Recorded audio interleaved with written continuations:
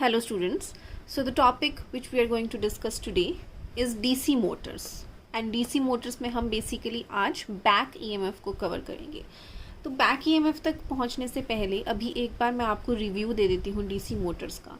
वैसे तो हम इसको ऑलरेडी कवर कर चुके हैं काफ़ी बार, बट आपको बार बार इसे रिवाइज़ करते रहना है और जितना आप इसको रिवाइज़ करेंगे उतनी आपको क्लैरिटी आएगी। तो DC मोटर में बेसिकली एक स्टेटर होगा और एक रोटर होगा। जो स्टेटर है वहाँ पे भी आपने वाइंडिंग हम करते हैं और ये वाइंडिंग एक कोर के अराउंड वाउंड की होती है। हमने जैसा कि आप जानते हैं फेरोमैग्नेटिक मटेरियल का कोर होता है, उसके अराउंड हम वायर को वाउंड करते हैं। फेरोमैग्नेटिक मटेरियल का इसलिए यूज़ करते हैं ताकि फ्लक्स को वो इजी पाथ प्रोवाइड करे, मोर परमिएबिलिटी प्रोवाइड करें। ठीक है, तो यहाँ पे जब हम इसमें करंट पास करेंगे तो कोई भी करंट कैरिंग कंडक्टर आप जानते हैं एक मैग्नेट की तरह एक्ट कर जाता है। तो ये एक मैग्नेट, इसका मैग्नेटिक फील्ड बन जाता है। सपोज़ इधर नॉर्थ और इधर साउथ बन गया। और आपके रोटर जो होगा वहाँ पे भी कंडक्टर्स होंगे। तो इस तरह से मैंने इन पोजीशंस पे मैं कंडक्टर्स को ड्रॉ कर लेती हूँ। अब हम जो अपना रोटर के कंडक्टर्स हैं यहाँ पे भी हम करंट को पास करवाते हैं। ठीक है, और थ्रू कम्यूटेटर हम पास करवाते हैं क्योंकि ये डीसी मोटर है तो कम्यूटेटर तो होता ही है।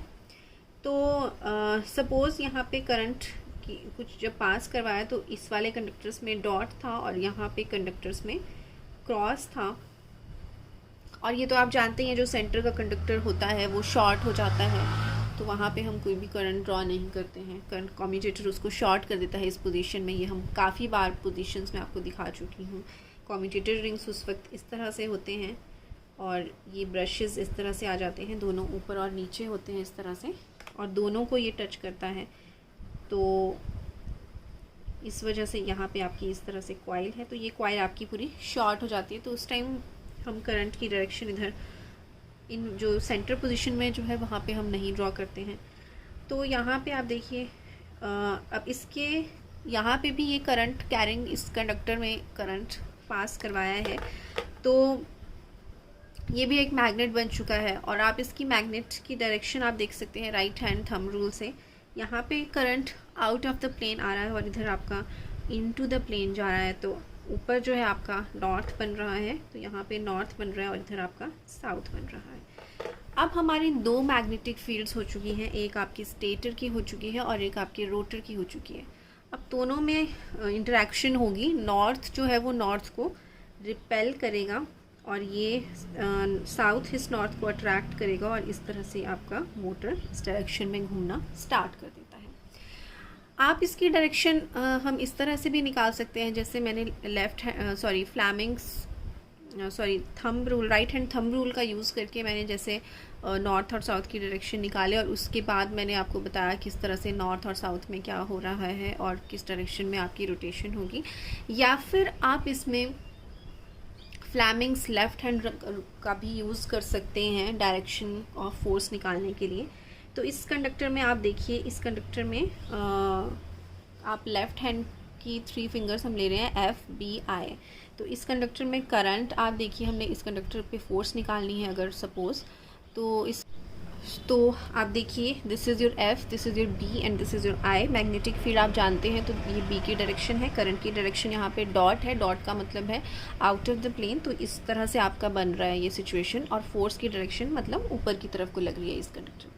सिमिलरली मैंने इस वाले कंडक्टर पे अगर फोर्स निकालनी है तो अगेन आप देखिए FBI होता है। मैग्नेटिक फील्ड आप जानते हैं नॉर्थ टू साउथ, B की डायरेक्शन ये है, F की हमें निकालनी है। और करंट की डायरेक्शन इस वक्त हमें पता है क्रॉस है, cross means into the plane जा रही है, मतलब अंदर की तरफ को जा रही है। तो मैंने करंट की इस तरह से कर दिया, मैग्नेटिक फील्ड इस डायरेक्शन में, तो आप देख सकते हैं फोर्स इस तरफ को लग रही है। तो आप देख सकते हैं इस आप फ्लैमिंग्स लेफ्ट हैंड रूल से भी हम निकाल सकते हैं कि हमारी इस डायरेक्शन में रोटेशन हो रही है, इस पे इस तरफ को लग रहा है, निचले वाले पे डाउनवर्ड लग रही है, तो ऑब्वियसली इस डायरेक्शन में रोटेट कर जाएगा।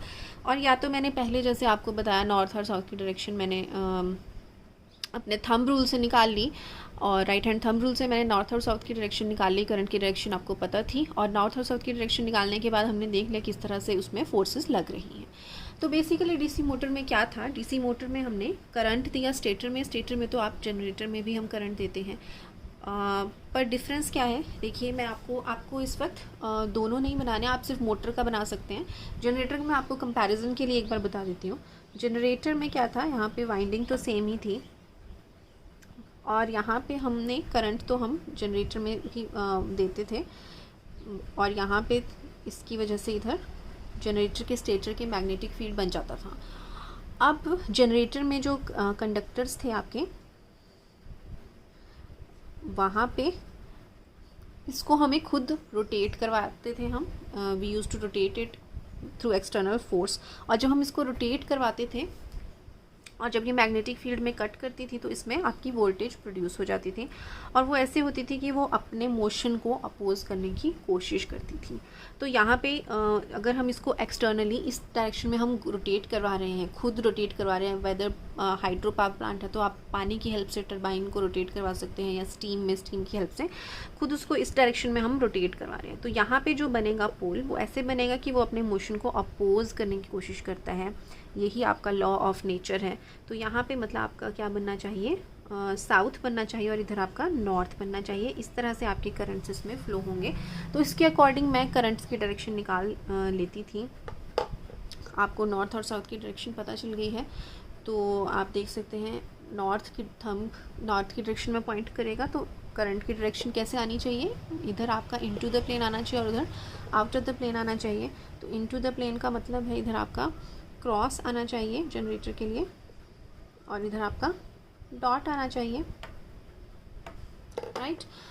तो या फिर हम इसको अपने राइट हैंड रूल से भी निकाल सकते थे। राइट हैंड रूल से हम कैसे निकालते थे, तो राइट हैंड में आप देखिए, this is your F, this is your B and this is your I.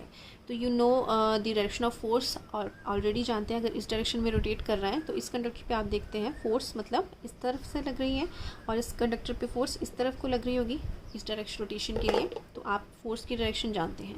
You know the direction of magnetic field which is from north to south, तो ये भी आप जानते हैं। तो इन दोनों की डायरेक्शन में मैंने पॉइंट कर लिया सब कुछ। तो आपका जो फिंगर है, करंट वाली फिंगर, वो आपकी इनटू द प्लेन जा रही है, और इनटू द प्लेन मतलब क्रॉस बनता है। तो यहाँ पे आपका क्रॉस आया, जो कि वैसे भी क्रॉस आया था। सिमिलरली आप इस साइड भी देख सकते हैं डॉट आएगा। तो सीक्वेंस ऑफ इवेंट्स क्या क्या हो रहे हैं आप कंपैरिजन देख सकते हैं। दोनों में हम स्टेटर में खुद हमने करंट दिया, जिसकी वजह से स्टेटर में मैग्नेटिक फील्ड फॉर्म हो गया। हमने जनरेटर में खुद रोटेशन करवाई रोटर की, और जिसकी वजह से इलेक्ट्रोमैग्नेटिक इंडक्शन की वजह से आपके करंट्स प्रोड्यूस हो गए आपके कंडक्टर्स में रोटर के। वेयरएज हमने मोटर में क्या किया, दिस इज मोटर में हमने रोटर में भी खुद करंट्स पास करवाए, राइट। हम खुद करंट्स पास करवाएंगे जिसकी वजह से आपका रोटर का भी मैग्नेटिक फील्ड बन जाएगा, क्योंकि कोई भी करंट कैरिंग कंडक्टर मैग्नेट की तरह एक्ट करता है। वो हम मैग्नेटिक फील्ड निकाल सकते हैं अपने थंब रूल से। तो अब दो मैग्नेट्स हो चुके हैं, एक आपका रोटर का मैग्नेट हो चुका है, एक स्टेटर का मैग्नेट हो चुका है। तो दोनों में फोर्सेस ऑफ अट्रैक्शन या रिपल्शन होंगी, जिसकी वजह से आपका मोटर रोटेट कर जाएगा, नॉर्थ साउथ की तरफ अट्रैक्ट होगा, और this pole gets attracted towards this side. तो motor starts to rotate in this direction, ठीक है। तो यहाँ पे हम क्या करते हैं, इधर हम खुद करंट नहीं देते हैं, खुद हम सिर्फ रोटेशन देते हैं, जिसकी वजह से करंट फ्लो होता है। और वो ऐसे होता है कि वो अपने डायरेक्शन कॉज को अपोज करने की कोशिश करता है। इस वजह से पोल्स आपके इस तरह से इंड्यूस होते हैं कि आपको अपोजिंग फोर्स मिले। तो ये इसमें बेसिक डिफरेंस है। अब बात आती है बैक ईएमएफ की, जो मैंने आपको बात बताई अभी। तो what is this back EMF? Now listen carefully, this is a very interesting concept. तो अब देखिए, अभी तक हमने देखा कि किस तरह से आपका मोटर रोटेट करने लगा, हमने खुद इसमें करंट फ्लो करवाया था। अब जब ये रोटेट करने लग पड़ा, राइट, तो करंट कैरिंग आपका मतलब कोई कंडक्टर जब रोटेट करता है मैग्नेटिक फील्ड में, तो उसमें क्या होता है, you all know, electromagnetic induction भी होती है, राइट, और जिसकी वजह से आपका वोल्टेज इंड्यूस होता है। तो what is happening here is that कि जब हम इसको रोटेट यहाँ पे जब ये खुद रोटेट करने लग पड़ेगा, क्योंकि इसमें भी हमने करंट खुद दिया तो मैग्नेटिक फील्ड बन गई 2, और ये रोटेट जब खुद करने लग पड़ा, ठीक है, अब ये रोटेट कर रहा है। कोई कंडक्टर जब मैग्नेटिक फील्ड में रोटेट करता है तो उसमें फ्लक्स चेंज होती है और उसमें वोल्टेज जनरेट होगी, तो इसमें एक और वोल्टेज जनरेट होगी, राइट। एक तो हमने खुद इसमें करंट पास तो करवाया है, साथ में जब इसको रोटेट करा रहे हैं तो उसकी वजह से इलेक्ट्रोमैग्नेटिक इंडक्शन की वजह से जो वोल्टेज आपके मोटर में भी जनरेट होगी उसको हम बैक ईएमएफ कहते हैं, ठीक है। और वो जो बैक ईएमएफ होता है वो जिस डायरेक्शन में हमने करंट यहाँ पे पास करवाया है उसके ऑपोजिट डायरेक्शन में वो इस तरह से होता है कि उसकी वजह से जो करंट फ्लो करता वो उसके ऑपोजिट डायरेक्शन में करता, ठीक है। बट ऑब्वियसली हम इसमें करंट तो अपने आप फ्लो करा रहे हैं तो वो तो उसी डायरेक्शन में करेगा, बट जो बैक ईएमएफ प्रोड्यूस होगा वो उस करंट की डायरेक्शन को अपोज करता है। अब देखो यहाँ पे कॉन्ट्रास्ट देखिए आप, यहाँ पे हम खुद रोटेट करवाते थे और इसमें टॉर्क मतलब इसमें जो इसकी वजह से जो फोर्स बनती थी, करंट्स जो इंड्यूस हो जाते थे इसमें इलेक्ट्रोमैग्नेटिक इंडक्शन की वजह से, उसमें जो वो फोर्स लगती थी वो उसके मोशन को अपोज करती थी, ठीक है। और यहाँ पे जो आपकी इस खुद ये रोटेट खुद करता है, पर उस रोटेट करने की वजह से और हम करंट्स इसमें खुद अपने आप पास करवाते हैं जिसकी वजह से ये रोटेशन करने लगता है। पर जब ये रोटेशन करने लगेगा तो इसमें भी वोल्टेज इंड्यूस होगी और वो वैसे इस डायरेक्शन में होगी कि जो हमने जिस डायरेक्शन में हमने करंट्स दिए थे उसकी ऑपोजिट डायरेक्शन में होगी, ठीक है। तो यहाँ पे जो ईएमएफ है वो करंट जो करंट हम पास करवा रहे हैं उसके ऑपोजिट डायरेक्शन में प्रोड्यूस होता है। और यहाँ पे जो आपकी यहाँ पे जो आपका ईएमएफ इंड्यूस हुआ है वो ऐसे हुआ है कि वो जिस डायरेक्शन में हम टॉर्क दे रहे हैं खुद उसके ऑपोजिट डायरेक्शन में। तो आप इसको ऐसे भी समझ सकते हैं कि देखिए यहाँ पे आपका मोटर इस डायरेक्शन में घूमने लग पड़ा है, अब घूम रहा है ये, तो जब कंडक्टर इस फील्ड में घूम रहा है तो इसमें वोल्टेज इंड्यूस होगी, और आप जानते हैं वोल्टेज कैसे इंड्यूस होती है कि अपने कॉज को अपोज करती है। तो यहाँ पे कॉज क्या है कि इस डायरेक्शन में ये रोटेट कर रहा है, तो अब इसमें जो वोल्टेज प्रोड्यूस होगी वो ऑपोजिट डायरेक्शन में होगी, मतलब यहाँ पे आपका उसकी वजह से जो यहाँ पे क्या बनना चाहिए, साउथ बनना चाहिए। जो इसमें उस वोल्टेज की वजह से अगर करंट्स आते तो उसकी वजह से यहाँ पे साउथ बनना चाहिए, तभी इस डायरेक्शन को इसको रिपेल करेगा, ठीक है। तो यहाँ पे मतलब करंट्स की डायरेक्शन क्या होनी चाहिए, उसकी ऑपोजिट होनी चाहिए, क्योंकि ये मोशन जो है वो इस तरह से कर रहा था, नॉर्थ साउथ को अट्रैक्ट कर रहा था।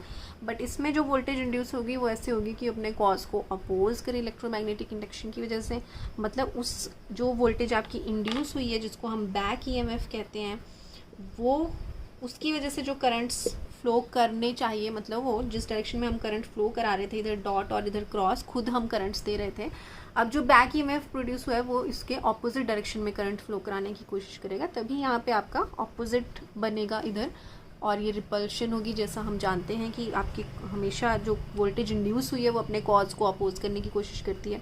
तो इस वजह से मतलब बैक ईएमएफ अपने करंट्स जो करंट्स हमने दिए हैं उसके ऑपोजिट डायरेक्शन में बैक ईएमएफ काम करता है, तो इसीलिए हम इसको बैक ईएमएफ कहते हैं, क्योंकि ये उल्टी डायरेक्शन में काम करता है।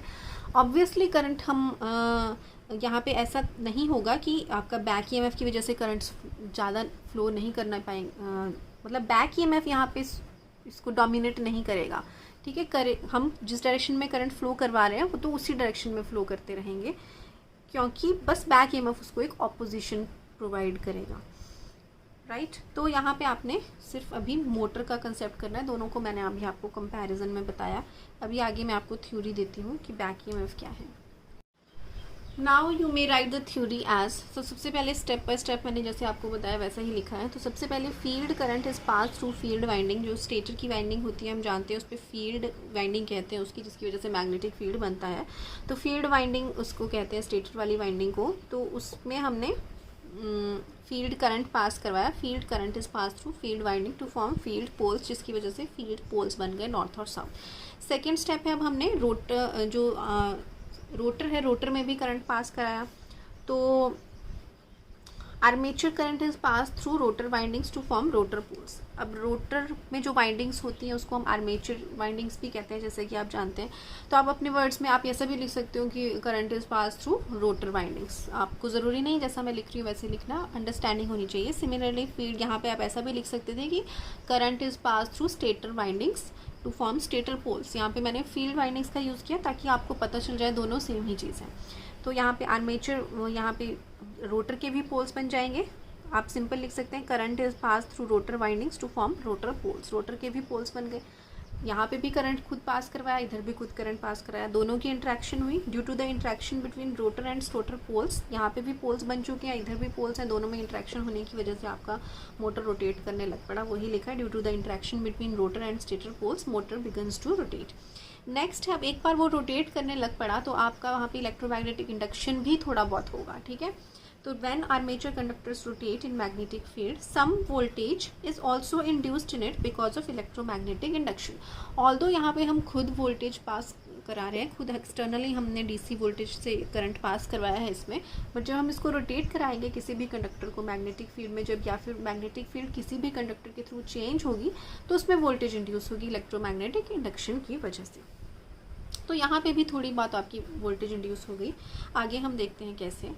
बट आपको एक और बात ध्यान में रखनी है कि मोटर और जनरेटर कुछ अलग अलग चीज़ें नहीं हैं। मतलब कोई जनरेटर मोटर की तरह भी एक्ट कर सकता है और सिमिलरली एक मोटर जनरेटर की तरह भी एक्ट कर सकता है। कैसे? क्योंकि देखिए मोटर है, मोटर में हम यहाँ पे खुद वोल्टेज पास करा रहे हैं। अगर मैं इसको खुद वोल्टेज ना दूँ, राइट, कोई मशीन है उसको, और मैं खुद रोटेट करने लग जाऊँ और खुद मैंने यहाँ पे करंट्स पास नहीं कराए हैं, तो वहाँ पे वोल्टेज आपकी प्रोड्यूस हो जाएगी, वो एज अ जनरेटर वर्क करेगा।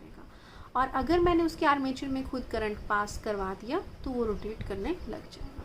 तो बेसिकली मोटर और जनरेटर, मतलब एक मोटर एज अ जनरेटर भी ऑपरेट कर सकता है और वाइस वर्सा एक जनरेटर एज अ मोटर भी ऑपरेट कर सकता है। डिपेंड करता है आपने उसको क्या कंडीशंस दी हैं। तो अब हमने बात की कि वोल्टेज इंड्यूस हो जाएगी और मैं डिस्कस कर चुकी हूँ कि वो वोल्टेज उसकी करंट्स की ऑपोजिट डायरेक्शन में होगी। तो आगे मैं वो आपको लिखवाती हूँ।